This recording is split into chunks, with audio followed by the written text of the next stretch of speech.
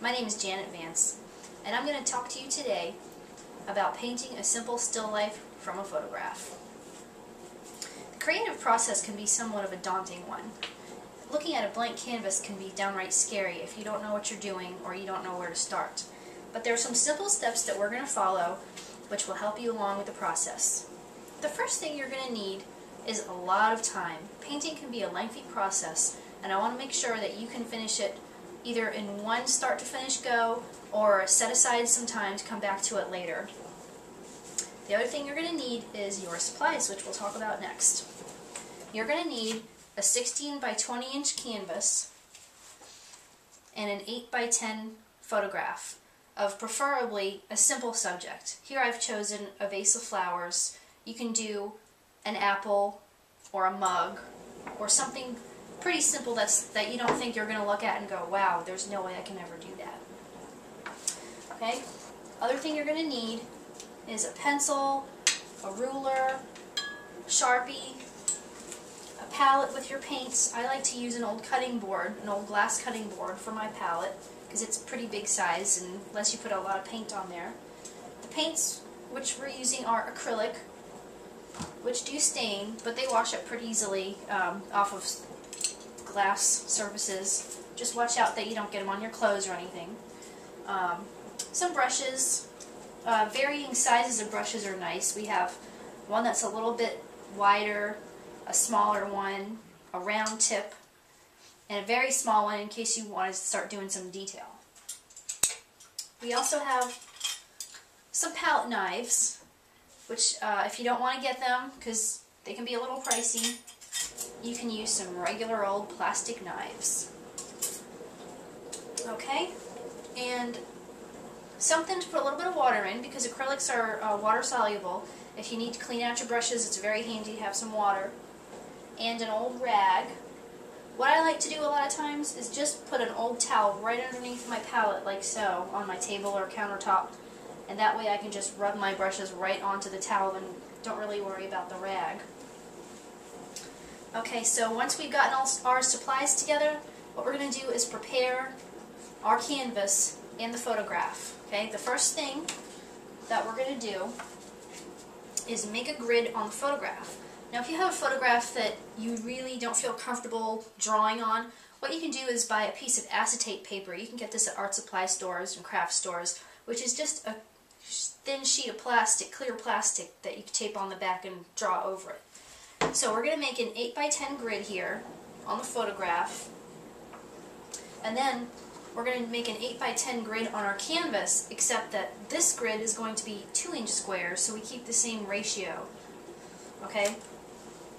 And after you've made your grid, what you're going to do is start drawing from your photograph. So here I've started, and as you can see, each square on the canvas corresponds to the same square on the photograph. And once you've started drawing, to make it a little bit easier on yourself, you can erase the grid lines once you've drawn your shapes around them, because you don't really need them for the whole of the painting part. This is mainly for the drawing part. So I find it a little bit easier to erase the grid lines afterwards, and that way you don't have to worry about them showing through on your canvas either. Okay? So once we have our drawing completed, we're actually going to set up our palette for the paints. Okay? Now how you want to do this is put like a blob of each color and maybe some bigger blobs. I've already used this, so some of the colors, as you can see, are already mixed up. Some bigger blobs of the colors that you think you're going to use more often. Like here I put some of the pink color and kind of, you know, used a lot. So this was a bigger blob. And the green was a little bit smaller, and the darker green not as big because I didn't need as much. It's pretty obvious. Okay? Make sure, once again, you have your rags and your water all ready to go, and your brushes all handy, because once you get paint on your hands, you're not going to want to go around the rest of your house searching for all this stuff, okay? Okay.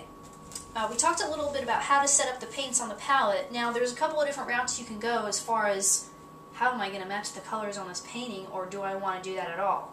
I've chosen to match the colors, but what you can do especially if you're totally new to color and don't really know how to mix colors or think that's just way too much, you don't want to get into it, you can do a pop art kind of feel.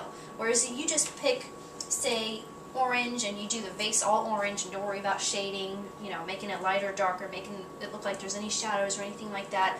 Just pick whatever color you want to put in, that doesn't have to match up to the picture. It gives it kind of a more modern style, and you know, sometimes it's a little fun. You can get a little creative with it. Either way, now that you have your drawing on there, you're going to want to start with your painting, okay? Now what I've done here is I've started with my darker colors, and then I've added the lighter colors on top of it. I think that's a little bit easier because it kind of defines your picture. And the other thing I like to do is get a lot of the background color on there. As you can see, I've filled in a lot of the pink before I started doing some more of the detail. That way it just kind of gives you a feeling for the general color of it, and you know what colors you might want to add onto it later, which would look good or not. And that's pretty much it for the process. So, you know, we talked a little bit about different styles, and there are many different styles of painting. You know, whether you want to go for a realistic look or something different, whatever you do, you know, just make sure you don't stress out about it. Painting is meant to be fun, and you might not get something that you expected. I often don't, but it could be something that you really like anyhow.